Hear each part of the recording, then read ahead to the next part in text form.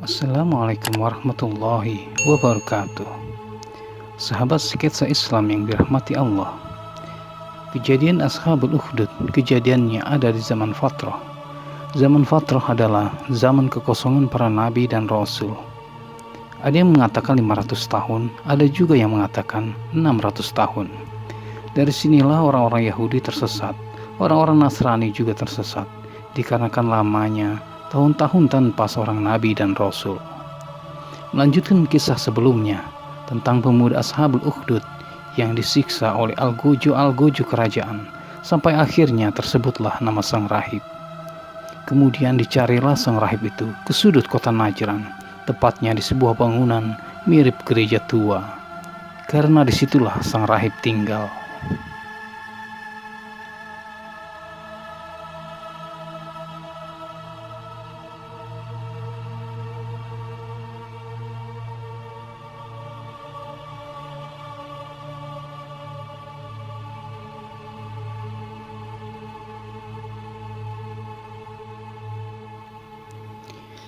Kemudian ditangkaplah sang rahib. Ketika dihadapkan sang raja, perasaan takut dan cemas hinggap di hati sang rahib. Ia melihat wajah sang raja yang sepertinya murka. Kemudian dikelilingi oleh beberapa pengawal yang berwajah seperti tameng, seakan-akan siap menerkam dan mencabik-cabik tubuhnya. Dalam keadaan cemas, hati sang rahib terhentak dengan perkataan Raja Najran itu. Irji' an dinik, kembalilah dari agamamu, sembahlah aku, pasti aku akan ampuni. Jika tidak, nasibmu akan lebih buruk dari muridmu. Kemudian sang rahib menarik nafas dalam-dalam sambil menguatkan hati. Sang rahib menjawab dengan tenang, seakan-akan seperti lautan luas yang dalam. Tidak, aku tidak akan kembali kepada agamamu. Jawaban yang keluar memberikan suatu gambaran kekuatan pendirian sang rahib bagaikan gunung yang menjulang ke langit, kokoh dan tak tergoyahkan. Hari itu seakan-akan hari paling berat untuk sang raja. Ia menghadapi seorang yang tidak sedikit pun memancarkan rasa takut. Bahkan sorot matanya tidak tunduk dengan kematian yang akan ia hadapi.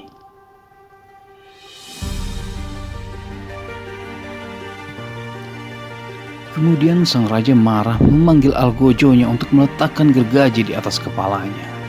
Sungguh tak ada satu pujangga pun yang bisa menggambarkan bagaimana kekejian ini berlaku.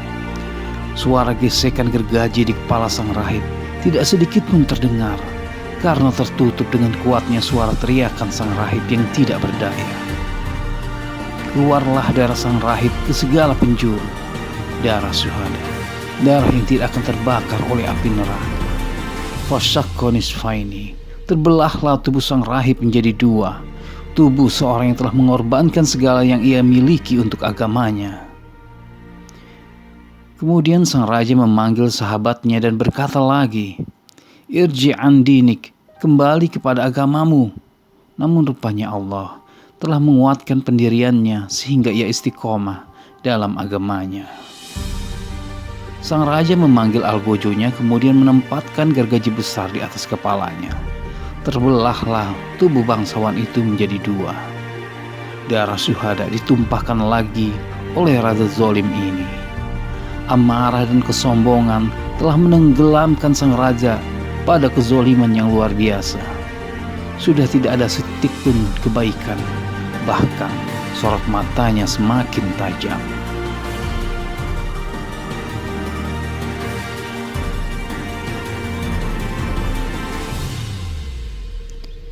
Semakin tidak puas dengan siksaan yang dia lakukan, ia pun memanggil sang pemuda Ashabul Ukhdud dan bertanya, lihatlah kedua temanmu itu.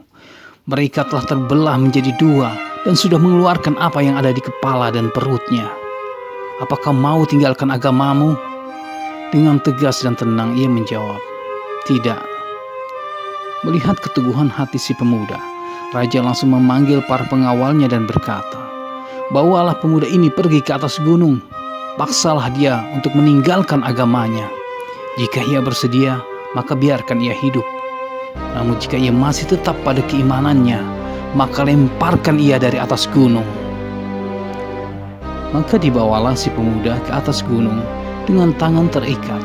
Ia dipaksa berjalan terus-menerus tanpa henti. Sesekali ia tersungkur karena keletihan dan kesakitan yang amat sangat.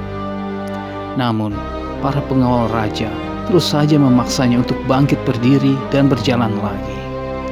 Sesampainya di atas gunung, ketika ia akan dilemparkan karena mempertahankan keimanannya, si pemuda berdoa kepada Allah, "Wahai Allah, cukupkanlah aku dari tindakan mereka dengan kehendak-Mu."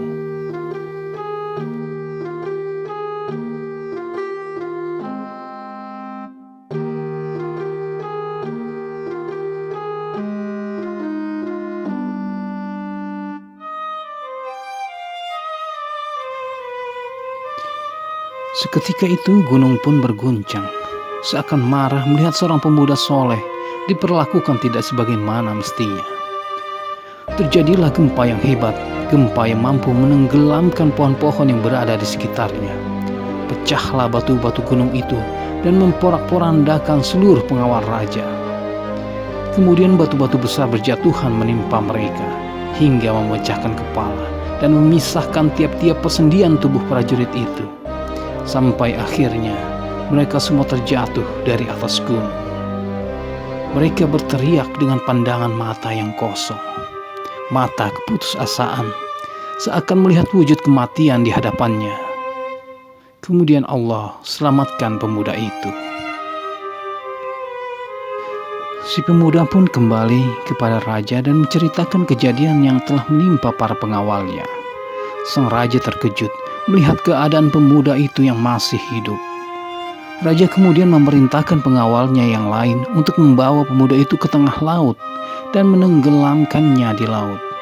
Kembali raja berkata, "Paksalah dia untuk meninggalkan agamanya. Jika ia bersedia, maka biarkanlah ia hidup. Namun jika ia masih tetap pada keimanannya, maka lemparkan ia dari atas perahu kalian. Biarkan ia tenggelam bersama ombak yang menggulung." Maka berangkatlah satu pasukan raja yang paling kuat dengan membawa si pemuda berlayar ke tengah laut. Ketika dalam perjalanan di tengah laut, si pemuda kembali berdoa, memohon perlindungan dari Allah Azza wa Jalla. "Ya Allah, cukupkanlah aku dari tindakan mereka dengan kehendak-Mu." Tiba-tiba angin bertiup kencang, dan awan hitam terlihat berarak di langit, menandakan akan datangnya badai. Kemudian tanpa mereka sadari, tiba-tiba datang ombak yang sangat besar, menggulung kapal yang mereka tumpangi, menghempaskan para pengawalnya dengan sangat keras, hingga mereka semua terlempar ke laut. Dan matilah seluruh pengawal raja. Sedangkan si pemuda tetap berada di atas kapal. Pemuda itu sungguh sangat bersyukur, karena Allah telah menyelamatkan hidupnya sekali lagi. Ia berpikir, kemanapun dia pergi, sang raja pasti akan memburunya dan akan berusaha membunuhnya. Si pemuda tidak ingin mati dengan sia-sia. Maka dengan teguhan hati dan keyakinan tekadnya, serta keimanan yang semakin dalam kepada Allah Subhanahu wa Ta'ala, si pemuda pun kembali kepada raja dengan sebuah rencana. "Wahai raja, aku telah kembali. Ketahuilah, bagaimanapun caramu untuk membunuhku, engkau tidak akan pernah berhasil, kecuali engkau mengikuti saranku." Sang raja sungguh sangat terkejut dengan kedatangan si pemuda, melihatnya tetap hidup dan kembali ke dalam keadaan sehat, sedangkan para pengawalnya tidak ada satupun yang kembali kepadanya. Sesungguhnya hati sang raja mulai diliputi rasa takut dan kekhawatiran akan diri si pemuda. Namun ia tetap angkuh dan berkata, "Wahai anak muda, aku tidak akan pernah menyerah untuk membunuhmu, meskipun kau memiliki 1000 nyawa. Tapi aku tidak akan membuang waktuku lebih lama lagi denganmu. Baiklah, apakah saranmu itu? Katakan padaku." "Sediakanlah tiang pancang di tengah lapangan luas. Kumpulkanlah seluruh rakyatmu di lapangan itu, lalu ikat dan saliblah aku di tiang itu. Kemudian panahlah aku dengan anak panah yang kuberikan. Namun ingat, sebelum kau memanahku, ucapkanlah dengan lantang, Bismillahirrabbilgulam. Setelah itu panahlah aku di depan khalayak ramai. Maka diikutilah saran si pemuda tersebut.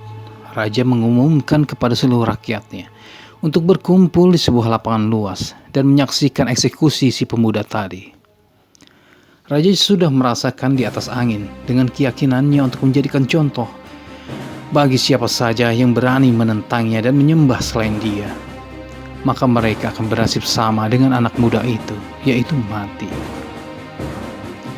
Ketika hari yang ditentukan tiba, seluruh rakyat datang berduyun-duyun dan memenuhi lapangan yang dimaksud. Di tengah lapangan itu terlihat sebuah tiang pancang dengan seorang pemuda terikat di tengahnya. Mereka mengenali si pemuda sebagai orang yang telah menyembuhkan dan menolong mereka selama ini. Tidak jauh di hadapannya, beberapa algojo sudah siap dengan busur dan anak panah. Ketika algojo sudah mengangkat busurnya dan bersiap memanah, algojo tersebut berseru sesuai dengan arahan si pemuda. Bismillahirrahmanirrahim, dengan menyebut nama Allah, Tuhannya anak muda ini. Kemudian algojo tersebut melepaskan anak panahnya yang langsung melesat ke kening si pemuda tersebut hingga syahidlah ia.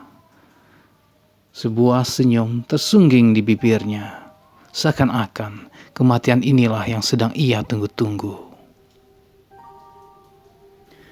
Sungguh jalan dakwah adalah jalan yang terjal berliku, penuh dengan cobaan, suatu jalan yang dilewati oleh para nabi dan rasul, jalan hidup yang hanya bisa dilalui oleh orang-orang pilihan Allah yang maha perkasa. Begitulah kisah pemuda Ashabul Ukhdud. Kisah ini akan diteruskan pada episode ketiga yang berjudul Azab Para Pembuat Parit. Wassalamualaikum warahmatullahi wabarakatuh.